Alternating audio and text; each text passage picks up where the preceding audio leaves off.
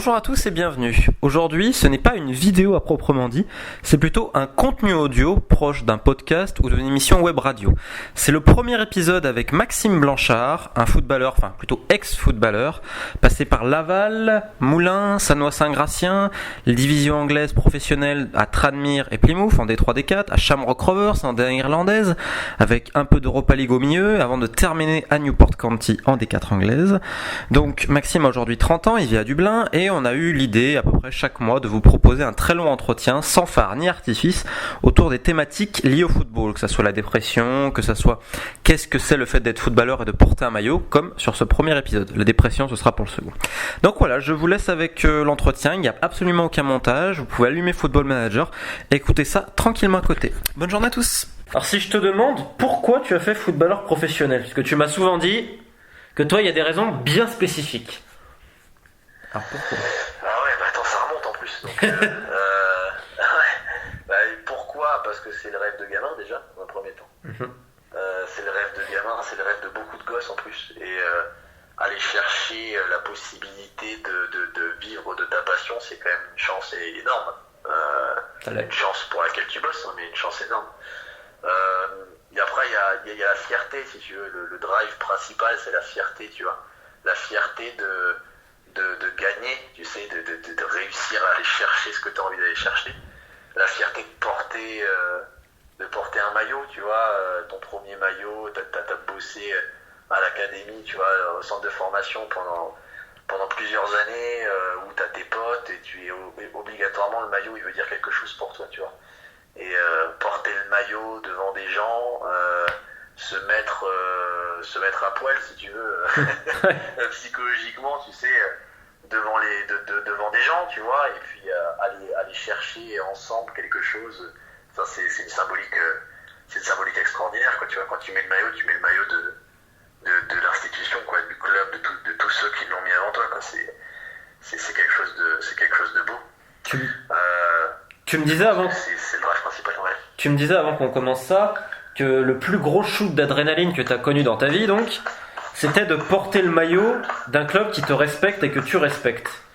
Donc je pense que quand tu disais ça, tu faisais surtout allusion à Plymouth. Ouais, Plymouth. Après, moi, Laval aussi, en France, c'était un club, tu vois, spécial, parce qu'évidemment, comme je t'ai dit, t'étais à l'académie, t'étais au centre de formation, tout ça. Après, j'ai toujours eu un rapport plus ou moins passionnel avec mes clubs, tu vois. Mais Plymouth, oui, c'est quelque chose de spécial, tu vois. C'est vraiment un club spécial, c'est un club qui te le rend, tu vois. Donc ce rapport, comme une relation, tu sais, que tu peux avoir avec une femme, tu vois, tu donnes énormément, et quand on te le rend, t'as l'impression d'être le roi du monde, quoi. Et ouais, porter ce maillot, être dans ce stade, devant ces gens-là, avec ces gens-là, et puis et essayer d'aller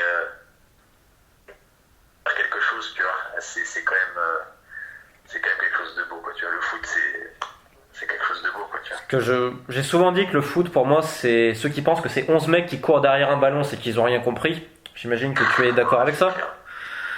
Bah ouais, parce que c'est complètement monodimensionnel, c'est complètement tirer un trait sur tout ce que ça veut dire, sur toute l'histoire du football, sur toute l'ampleur sociale que ça peut avoir, l'ampleur historique aussi que ça peut avoir, tout ce que tu peux apporter justement en courant derrière un ballon à des milliers de personnes.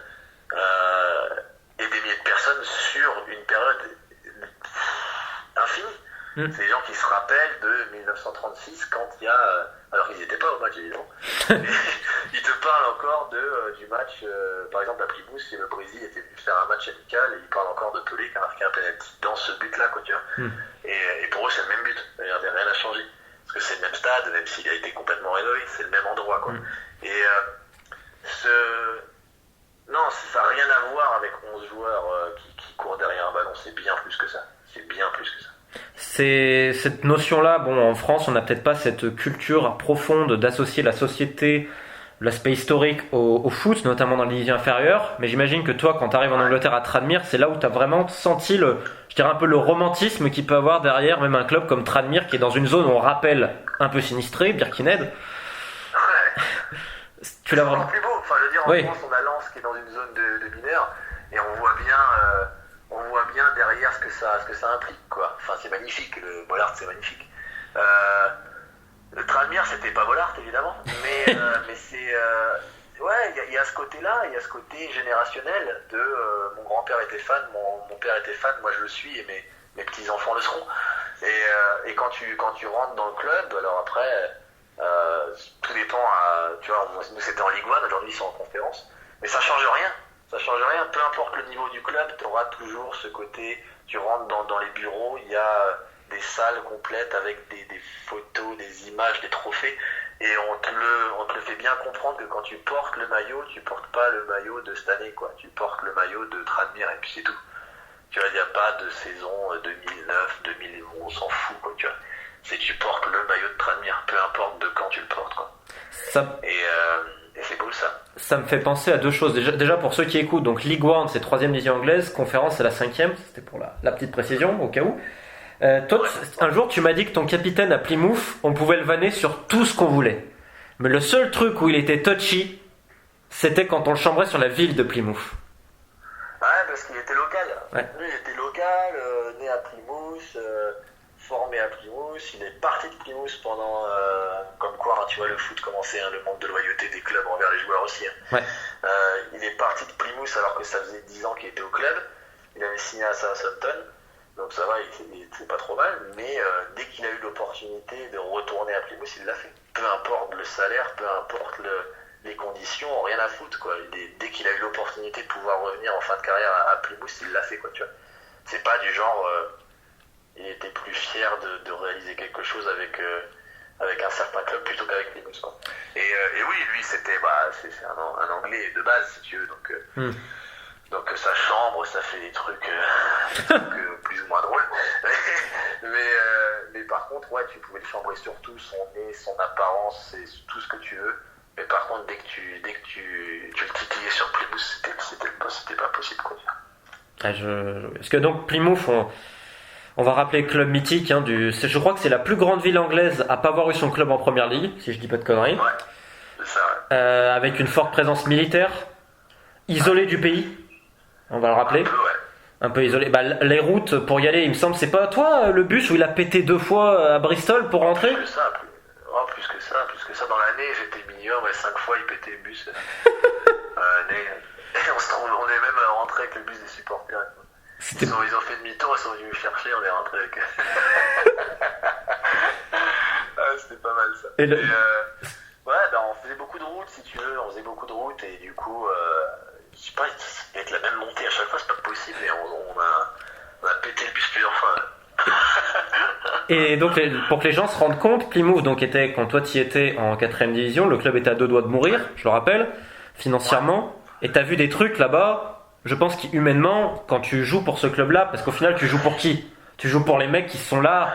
Parce qu'on peut vraiment dire qu'à Plymouth, il y a un rapport beaucoup plus que amoureux avec ce club. C'est vraiment, tu parlais amour avec une femme. Je pense que les gens, le rapport qu'ils ont à Plymouth, il dépasse l'entendement. Mais en fait, ça m'a redonné l'amour du football, si tu veux. Parce que, comme beaucoup de joueurs, j'étais un peu déçu de certains clubs, de la manière de traiter certains joueurs, je vais pas te faire les dessins, quoi. Et je suis arrivé à Plymouth, moi déjà j'avais passé 3-4 mois sans contrat, j'étais déjà un peu remonté si tu veux, et j'avais commencé, je m'étais dit j'en ai rien à foutre du club, j'y vais, je joue pour ma gueule, quoi, tu vois.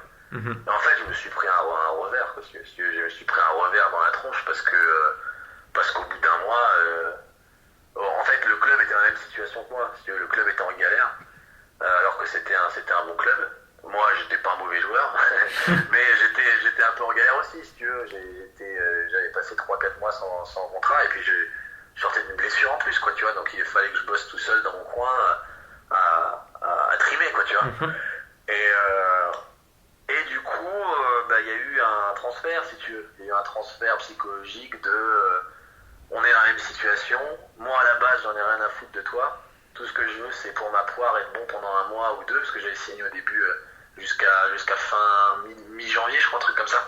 Et puis en fait, arrivé mi-janvier, je me suis rendu compte que c'était trop tard, que j'étais déjà tombé amoureux du club, quoi, tu vois. Et que j'avais envie de faire partie de ce sauvetage du club, et puis derrière construire quelque chose avec, quoi. Et c'est beau, tu vois, c'est beau de se dire que tu peux être désenchanté et puis avoir un réenchantement comme comme ça, avec un coup de foudre des deux parties, parce qu'ils me l'ont bien rendu, quoi, tu vois. Ils me l'ont bien rendu aussi. T'as été joueur de l'année ta première année à Plymouth d'ailleurs. Ouais, joueur de l'année, alors que j'étais arrivé début décembre, fin novembre, début décembre, donc j'avais enchaîné les matchs et voilà, j'ai essayé de donner le maximum, alors que les gens pensaient que j'avais pas spécialement de rapport avec le club à la base. Et en fait, ça a transpiré que j'avais oui, l'envie de le sauver. Mais du coup, d'un côté totalement collectif, quoi, tu vois. Ouais. Et c'est comme ça, je pense que t'es le meilleur, parce que si tu penses qu'individuel, je pense pas que ça... Pas à part si t'es attaquant, bon, tu peux toujours t'en sortir, parce que c'est un poste spécial où il faut avoir un certain ego pour garder toujours cette confiance. C'est un poste spécial. Mais quand t'es défenseur, quand tu veux t'en sortir individuellement, je pense pas que ça marche vraiment. Enfin, c'est pas ce que je crois. Et donc du coup, voilà. En tout cas, oui, ils me l'ont rendu et c'était un bel honneur. Mais le plus bel honneur, c'était d'avoir réussi à garder le club dans la Football League et essayer derrière de construire quelque chose et de le remettre dans le droit chemin. Et aujourd'hui, ils le sont. Mm-hmm. Et ils ont pas oublié cette période-là, quoi. Ils ont vraiment pas oublié cette période-là. Ils en sont ultra reconnaissant, quoi, tu vois. C'était la première fois que tu tombes réellement amoureux d'un club? Bah ouais. Après, réellement amoureux, c'est un grand... Ouais. Oui, c'est un sentiment plus fort que les autres clubs avec qui j'avais un rapport spécial quand même, quoi, tu vois. Ce que j'aime bien, mais pratiquement tous les clubs dans lesquels je suis passé, tu vois. Laval, j'ai un rapport spécial avec, tu vois, je les suis toujours un petit peu, tu vois. Tranmere, c'est pareil, hein, c'était assez court, mais ça reste le premier club anglais. Et puis, ils m'ont bien accueilli aussi. J'ai eu un super rapport avec soit les joueurs, les gens dans les bureaux, les supporters. Même Sanois, tu vois, en France, c'était un club qui était en difficulté aussi. J'avais pas eu de chance. Quand j'ai signé, c'était en difficulté. Pareil, j'ai toujours un petit côté, là. Ils sont remontés en national cette année, j'étais super content, tu vois. Mais après, il y en a d'autres où j'en ai un peu plus rien à foutre. Mais du coup, non, Plymouth, c'est quand même spécial. Plymouth, ça reste le club que je supporte aujourd'hui. C'est dans un football aujourd'hui, je dirais, une société qui est de plus en plus individualiste et individualisée. Toi, tu parles souvent que le foot, tu ne peux pas enlever les valeurs collectives. Alors, c'est une question con que je vais te poser, mais quand tu vois toutes les récompenses individuelles.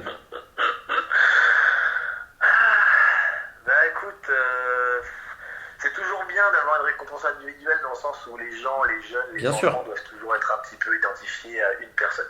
Je pense pas que c'est une mauvaise chose, la récompense individuelle. Je suis d'accord. Juste que tout le process derrière ça et toute la pêche vers la récompense individuelle, c'est ça que j'aime pas, quoi.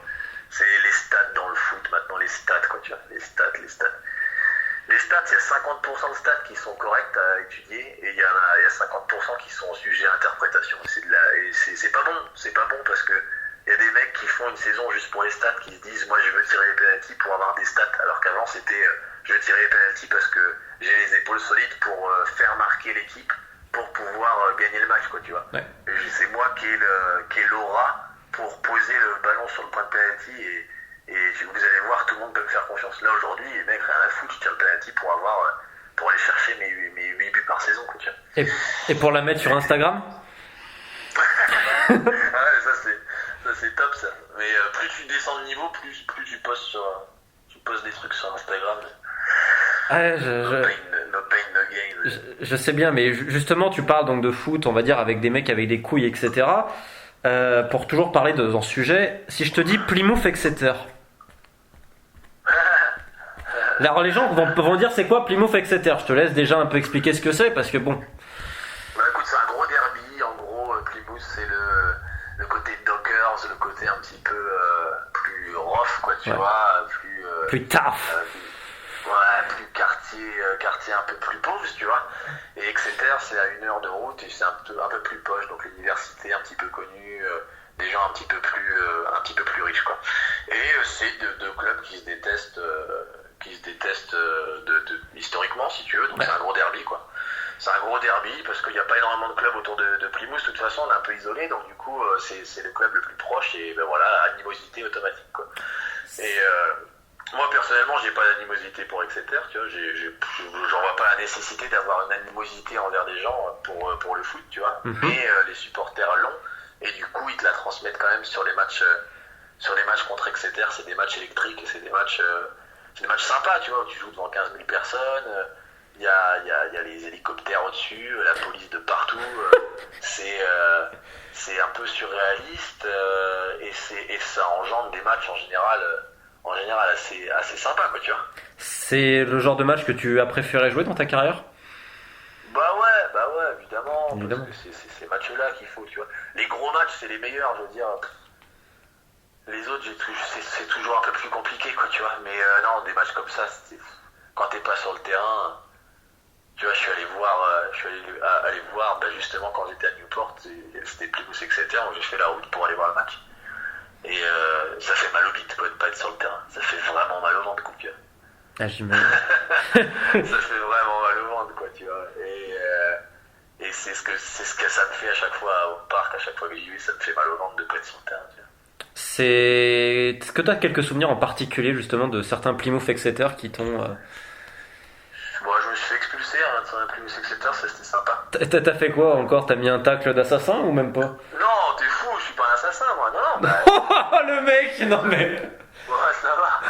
Non, contre-attaque, dernière minute, on faisait un partout là-bas, on essayait d'aller chercher la victoire. Contre-attaque, dernière minute, je me trouve à 2 contre 1 et bah... Écoute, t'avais pas trop le choix. Plutôt que de laisser la... C'était la dernière minute.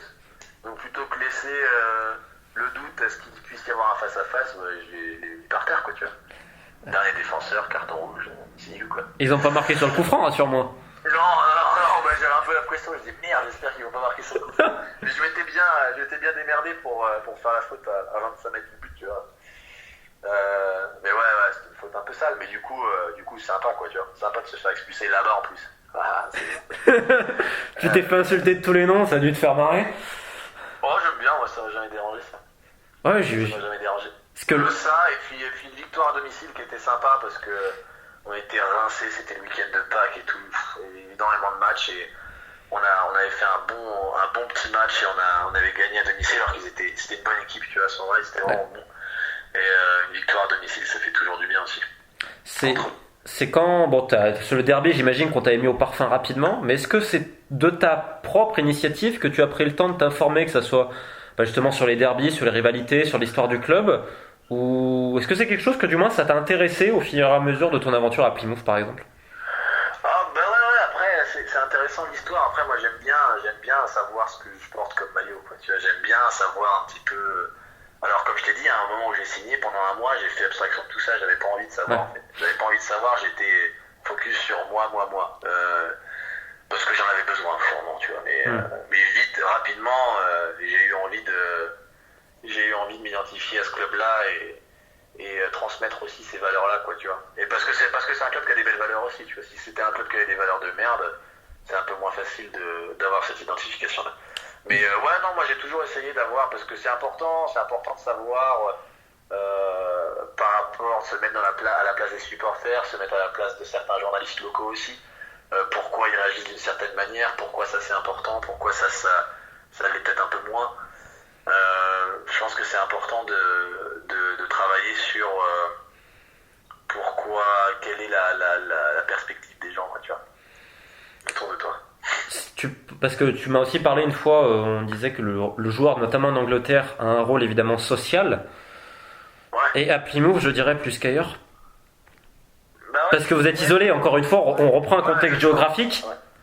Ouais. Le foot est une manière aussi à Plymouth d'exister, de dire hey, on est là aussi, les gars. Exactement. Et je pense que le joueur de Plymouth a vite conscience qu'il a une importance beaucoup plus grande que juste jouer au foot, par exemple, dans un club londonien où il y a 20 clubs professionnels et du coup il y a peut-être un peu moins d'impact, tu vois, que à Plymouth, quoi. Même si au-delà de ça, t'as des clubs comme Leyton Orient qui ont coulé cette année, par exemple, et c'est des clubs qui sont mythiques aussi. Quel scandale d'ailleurs, quel scandale ce qui se passe. Ouais, non mais tu vois, c'est ce que je te disais avant par rapport à la gestion des clubs et comment les joueurs peuvent en pâtir de la mauvaise gestion des gens au-dessus. Mais ouais, non, Plymouth, oui, t'as un devoir social. Alors en plus, ils ont un super programme de communauté là-bas où du coup ils incitent aussi les joueurs à aller faire quelques séances d'entraînement avec des jeunes, des jeunes en difficulté, des jeunes moins en difficulté, des handicapés, plein de choses à plusieurs impacts différents. Et du coup, ils incitent, sans obliger les joueurs à faire partie aussi du programme et à redonner à la communauté, quoi, tu vois. Et du coup, ça donne un rapport ultra sain entre les supporters et les joueurs, et entre les locaux et les joueurs et le club, quoi, tu vois. Tout le monde a envie que le club marche bien. Et concrètement, ça se passait comment ce programme alors? Bah écoute, t'as des mecs qui bossent à plein temps là-dessus. Donc t'as des coachs qui bossent à plein temps sur ce programme-là. T'as des accords avec des écoles, si tu veux. Parce que le foot en Angleterre et en Irlande aussi, c'est vachement par école plutôt que par club, tu vois, quand t'es assez jeune. Ouais. Donc tu joues pour ton école, quoi, tu vois. Et du coup, il y a tous ces partenariats-là où des gamins locaux se rendent compte un jour que voilà, le mardi soir, il y a des professionnels de Plymouth qui viennent à l'entraînement, quoi, tu vois, qui viennent t'entraîner. Les gamins sont super contents, ça leur donne envie de venir au match le week-end aussi. Et puis nous, on se rend compte aussi qu'il y a un impact énorme, quoi. Que les gamins, ils sont super contents. Ils sont pas du genre, on a rien à foutre de lui, ils jouent en Ligue 2, on s'en fout. Non, ils ont une grosse attente de ta part et une identification aussi. Ça se traduit comme ça se traduit aussi avec des programmes, je t'ai dit, de jeunes en difficulté, par exemple. Ils avaient fait un programme de futsal comme ça, avec des joueurs en difficulté, plutôt qu'ils fassent des travaux d'intérêt généraux ou des petits trucs de prison, quoi, si tu veux.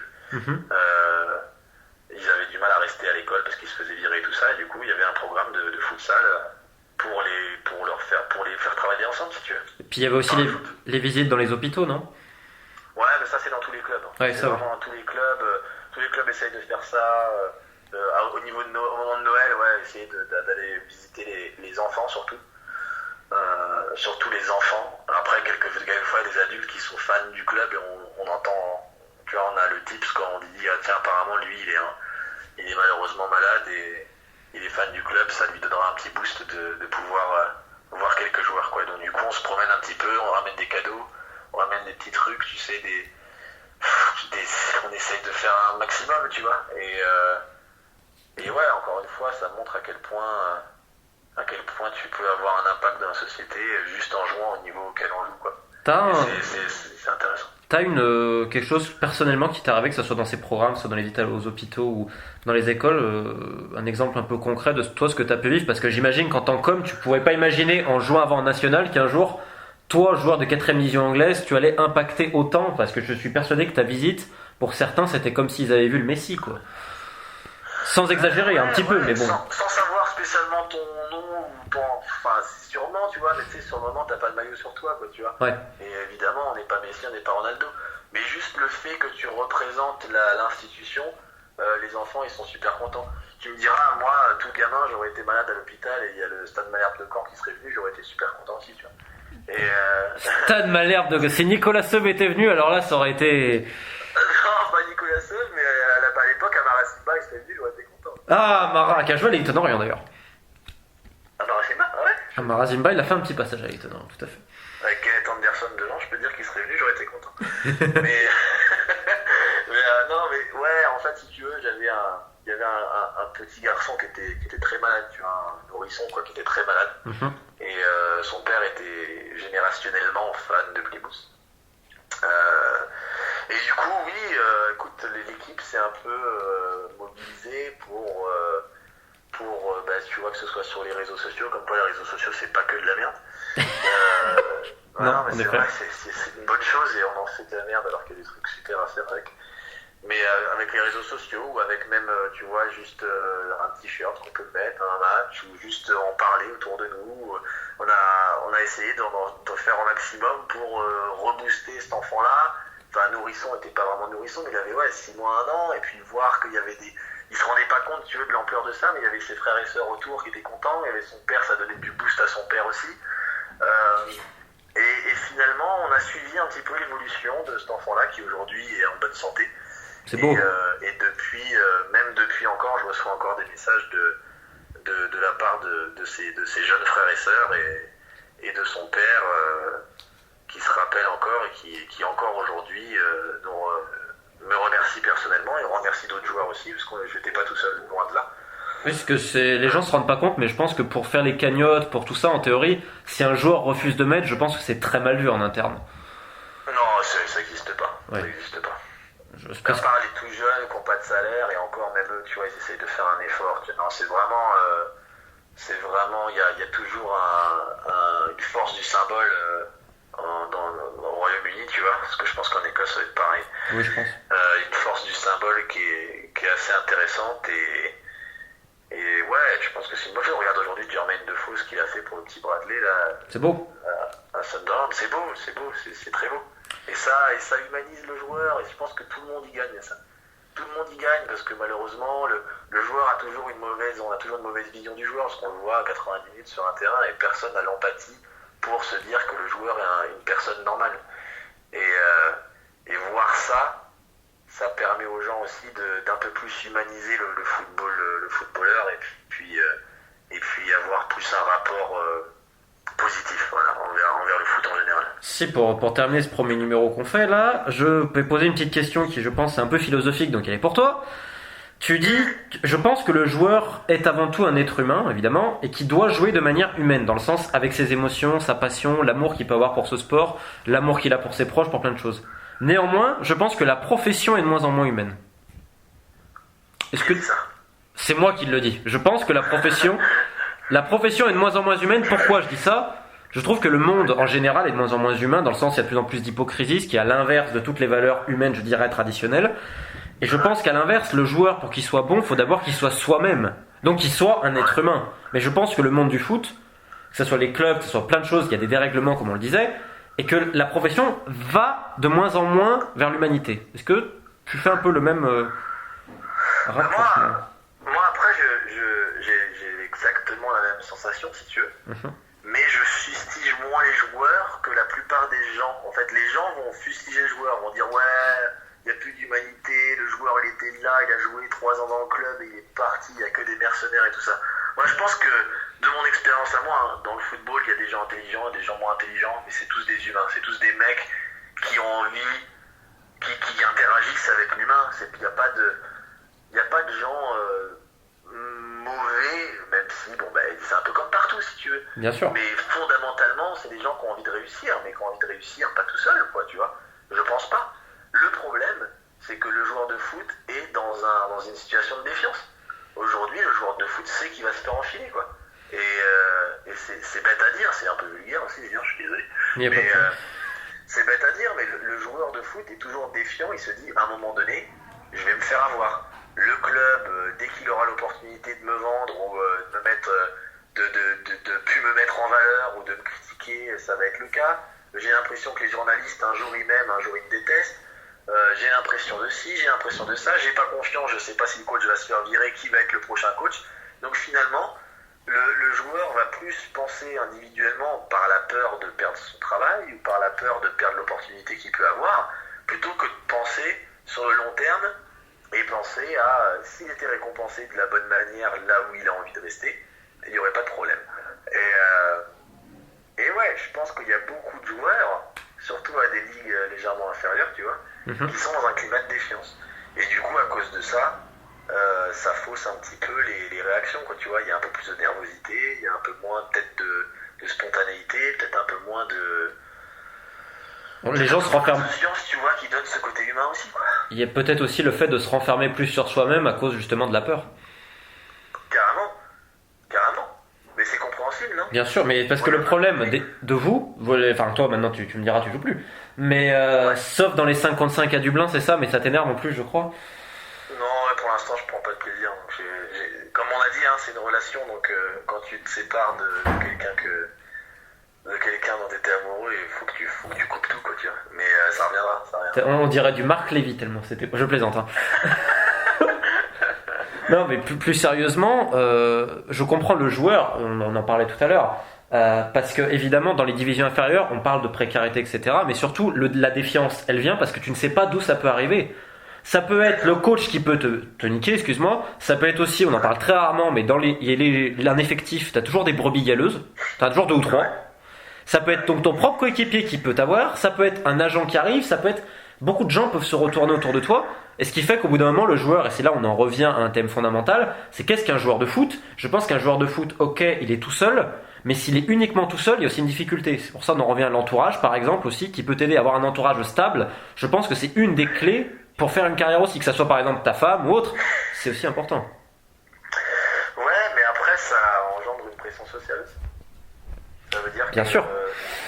Quelqu'un qui est tout seul, qui est célibataire, qui est tout seul, il va peut-être plus accepter la précarité, peut-être plus accepter les moments un peu plus galères et prendre des risques, et des risques qu'ils peuvent payer, quoi, tu vois. Mais tu peux accepter la précarité, je suis d'accord, mais moi je reproche à beaucoup dans le monde du foot, c'est qu'il y en a qui seraient capables de tuer père et mère pour avoir un contrat. On peut comprendre en plus, attention, on peut comprendre, mais est-ce que d'un côté, il n'y a pas un côté un peu un manque de dignité et de couilles de dire écoutez messieurs, vous me traitez comme de la merde, allez vous faire voir ailleurs. Bah écoute, après c'est deux manières de voir les choses. Moi personnellement j'avais ma manière de voir les choses. J'étais un peu plus réservé par rapport à ceux qui faisaient ça. Mais par contre, ben voilà, écoute, je pouvais peut-être comprendre un minimum. Le mec, ça fait 5 ans qu'il est dans le même club, il n'a pas envie de le quitter. Et puis il y a un nouveau coach qui arrive qui demande des choses avec lesquelles lui il est totalement pas d'accord. Puis finalement tu vois que la personne change et fait ce qu'on lui dit de faire parce que ben, sa femme a un travail, parce que ses enfants vont à l'école dans cette ville-là et qu'il n'a pas envie de faire bouger tout le monde et que du coup il est peut-être pas heureux mais il fait des sacrifices pour les autres et je trouve ça dommage, je trouve ça vraiment dommage, mais est-ce que humainement est-ce que c'est compréhensible, je sais pas, j'en sais rien, je pense que je le saurai peut-être un peu plus tard quand j'aurai un peu plus de recul là-dessus, mais je trouve ça juste dommage en fait d'en arriver là et c'est toujours le problème du foot, c'est que c'est ultra subjectif. C'est ultra subjectif. Et on le voit même au plus haut niveau aujourd'hui. C'est de pire en pire. Mkhitaryan qui est sur le banc pendant 6 mois et qui après est considéré comme le meilleur joueur du monde pendant 3 et qui retourne sur le banc. C'est la culture de l'instantané en plus, mais ça dépasse le foot, hein, malheureusement. Ça dépasse le foot, c'est générationnel. On peut plus s'ennuyer, quoi. Donc du coup, faut du résultat tout de suite. Le problème du résultat tout de suite, c'est qu'il n'y a rien qui s'inscrit sur le long terme et c'est dangereux, quoi. C'est comme avec les femmes.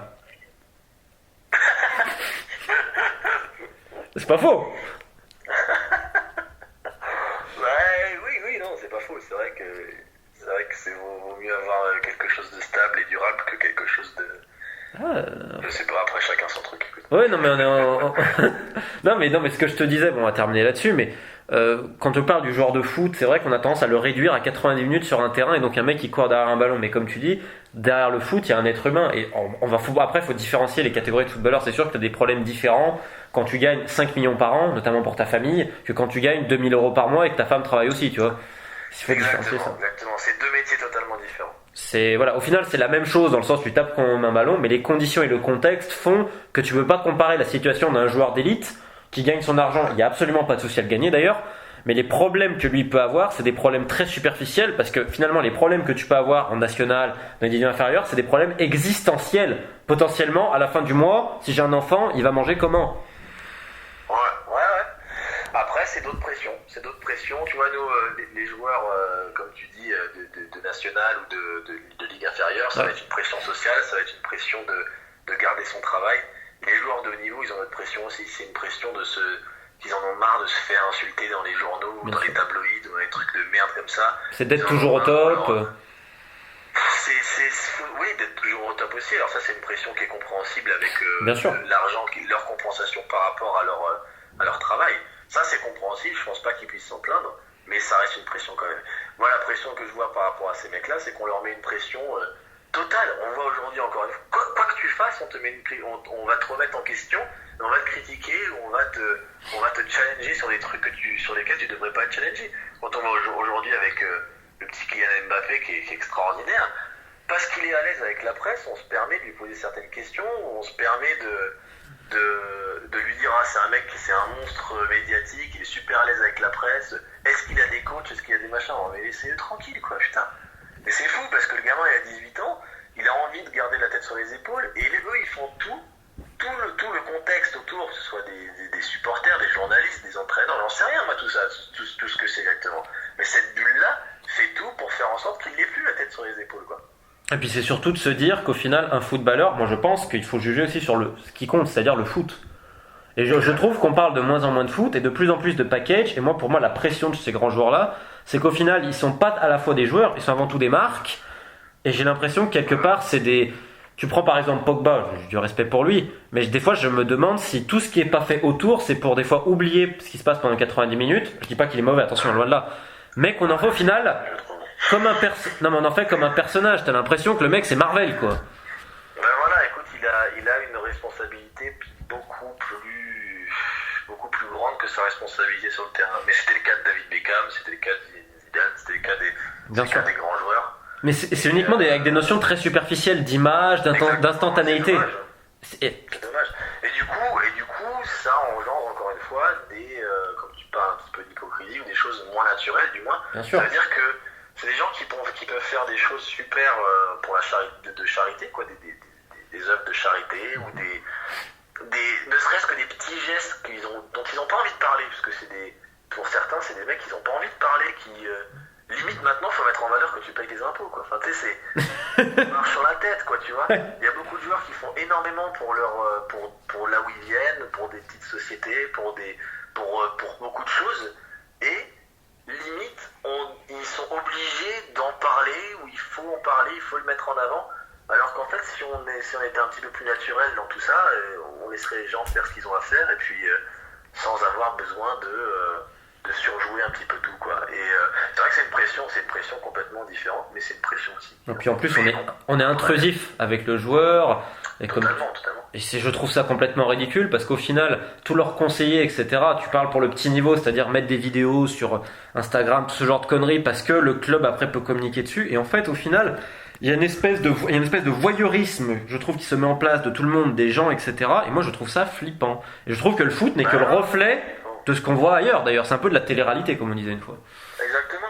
Et le truc, c'est quelle direction va prendre les principaux acteurs du foot, parce qu'on peut prendre une direction totalement saine là-dedans. Ça veut dire dédiaboliser le footballeur, avoir une relation un peu plus humoristique sur des moments ratés de la saison, ou tu vois, un côté un petit peu plus léger. Ouais. Donc garder cette surmédiatisation pour des choses un peu plus légères, faire des choses qui rendent les gens heureux plutôt que d'être toujours dans la négativité et dans la jalousie aussi, à dire il gagne tant, il gagne ci, il gagne ça, et alors que le football c'est quand même le sport le plus populaire au monde, et que ça atteint énormément de gens, enfin des milliards de personnes, t'imagines? C'est incroyable ce sport, il est incroyable ce sport. Partout c'est joué, c'est universel. Tu prends un ballon, tu mets 2 sacs poubelles par terre, et partout dans le monde tu peux avoir une relation avec quelqu'un. C'est beau ce que tu dis. Mais c'est ça en plus. Mais c'est ça la vérité. C'est pour ça que j'adore Pogba, parce que Pogba, quand il va en Chine et qu'il fait son truc pour Adidas, il joue au petit pont dans le hall de l'aéroport avec la première personne qui passe. Parce qu'il est comme ça, parce qu'il aime le foot malgré tout, quoi, tu vois. Bien sûr. Mais je pense qu'il est plus victime, c'est pour terminer là-dessus, je pense que c'est plus victime qu'on lui a mis cette espèce d'étiquette, etc. Après, évidemment que lui a des grandes ambitions, mais je pense que s'il a de grandes ambitions, il doit travailler derrière, parce que je pense pas que tu arrives à ce niveau-là si t'es un branleur. Mais est-ce que c'est un branleur? Je pense pas que c'est un branleur, j'en sais rien, je le connais pas. Mais je pense pas. T'es pas aussi fit, t'es pas aussi... parce qu'il est... Pour moi, Manchester, attention, faut voir comment ils ont joué cette année. Avec ton ami le portugais? Ouais, avec Secret José. Ouais, c'est pas une équipe qui correspond spécialement, tu vois, dans le jeu. Et quand tu y mets des joueurs autour de lui, tu vois ce qu'il a fait contre l'Angleterre l'autre jour, quand il a des mecs qui font des appels, il trouve des passes que pas beaucoup de joueurs aujourd'hui peuvent trouver. Et puis il a un l'aura qu'il a sur le terrain, qu'il a en dehors du terrain, il l'a sur le terrain aussi. C'est quand même un personnage.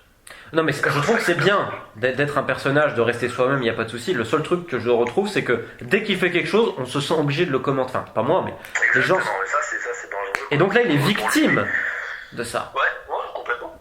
Je suis d'accord, complètement. Il est victime de son étiquette de prix aussi. Bien sûr. Demander, lui, si tu veux.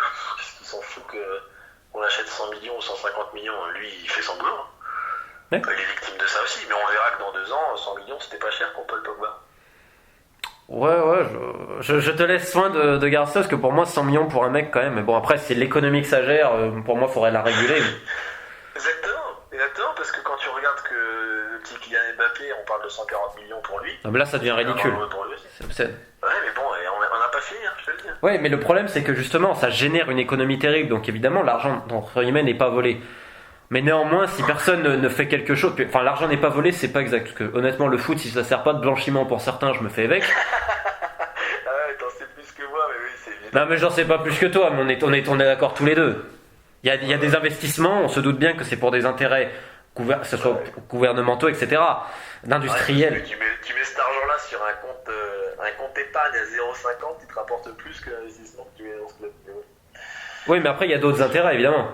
Exactement, on s'est compris. Voilà, mais par exemple, le transfert de Pogba, je crois qu'il a été rentabilisé assez rapidement, rien qu'en vente de maillots et... En vente de maillots, ça doit pas être possible, parce que pour en vendre, t'imagines 100 millions ce que ça représenterait, mais après il est amorti déjà par les droits télé, quelque part. Non mais c'est ce que j'allais te dire, pas que par les ventes de maillots, mais c'est des ventes de maillots extraordinaires, enfin même Zlatan, c'était incroyable les ventes de maillots qu'ils ont fait, parce que c'est surtout en Asie pays asiatique. Bien sûr. C'est des ventes, mais c'est assez spectaculaire. C'est spectaculaire, ils ont vendu, il faudrait regarder les chiffres d'ailleurs. Est-ce qu'ils ont vendu plus de maillots que le maillot de Maxime Blanchard à Plymouth? Je suis pas sûr. Peut-être, alors nous on a vendu 4 en 2010. Donc je sais pas. Mais je suis sûr que t'as dû signer des maillots Maxime Blanchard, j'espère, putain. Oui, bah oui quand même. À Tranmere, non? Moins peut-être à Tranmere. Bah à Tranmere j'ai fait qu'un an, tu vois, donc après c'était moins facile, mais il y avait quelques personnes qui avaient mon maillot. Il faudrait retrouver quand même, si je lance un appel, si quelqu'un avait demandé à Moulin le maillot à l'époque floqué Maxime Blanchard quand il était à Moulin. Non? Ouais non, par contre là... Ah non merde, t'as jamais signé un maillot à Moulin? J'ai même pas signé une feuille à Moulin. J'ai signé un... Je pense pas que j'ai jamais fait autographe à Moulin. Merde. Bon, heureusement, remarque. Il y avait personne à Moulin en même temps, tu me diras, il y avait quoi, 400-500 personnes? Un peu plus? Ouais, ça devait être ça, à peu près 500, 1000 pour les gros matchs peut-être. Putain, le national c'est un championnat quand même où il faut avoir l'amour du foot. Hein. Non, mais c'est ce que je dis, c'est pour ça les joueurs sont pas spécialement mis assez en valeur parce que c'est souvent pour une compensation qui est vraiment pas terrible, c'est des joueurs qui font des sacrifices énormes, tu vois. Ouais, Je veux dire, quand tu te mets dans la tête, alors après évidemment les gens vont dire oui, mais ils sont quand même payés pour jouer au foot, c'est quand même oui, je sais bien, peut-être, mais quand tu déménages ta famille de Nîmes à Dunkerque pour c'est dur. pour gagner 2000 € par mois, puis après l'année d'après tu pars à Avranches, et puis l'année d'après tu vas à Bayonne, et puis après c'est pas non plus si facile que ça, quoi. C'est pas je sais pas ce que les gens ont dans la tête, peut-être ils se disent un joueur de foot de national qui vit du foot, il vit bien, mais il y a la plupart des joueurs qui vivent pas spécialement bien, sans compter les trous de contrat, tu vois. Quand tu passes 2-3 mois sans contrat, ou des fois le club il coule, t'es pas payé, enfin tu sais c'est des pressions, enfin je sais pas si c'est toujours le cas, mais je sais que c'est arrivé à beaucoup de monde, ça m'est arrivé, c'est arrivé à d'autres joueurs, que le club n'ait plus d'argent pour te payer, ou que le club il coule, quoi, tu vois. Le national c'est Dallas. Honnêtement. Quand le club de l'Usinac coule, je suis pas sûr qu'il y ait beaucoup de gens qui étaient tristes pour les joueurs, quoi. Non. C'est comme ça, mais bon. En tout cas, merci, parce que là, on a pas mal parlé pour ce premier numéro. Non, on en refera d'autres. Ouais. Je suis obligé de terminer parce que là, même si on en parle tous les deux, il faut quand même que je parle aux gens qui vont nous écouter quand je publierai ça, parce que je sais pas quand on va le publier. Mais en tout cas, alors pendant que je leur parle, parce que ça fait bizarre, parce que bref. S'il y en a qui ont des questions pour le monsieur Maxime Blanchard, donc, sur des questions, on va dire, intéressantes, c'est-à-dire on va pas lui demander des questions à la questions un peu philosophiques et autres, de comment ça se passe de l'intérieur, parce que je pense justement que c'est intéressant aussi de démocratiser la parole foot, c'est-à-dire en étant franc, d'expliquer réellement comment ça se passe, d'expliquer la réalité telle qu'elle est, c'est-à-dire la réalité elle peut être belle, elle peut être aussi très vilaine. Je pense que, oui, voilà. Donc voilà, n'hésitez pas. Sur ce, merci de nous avoir écoutés et à bientôt.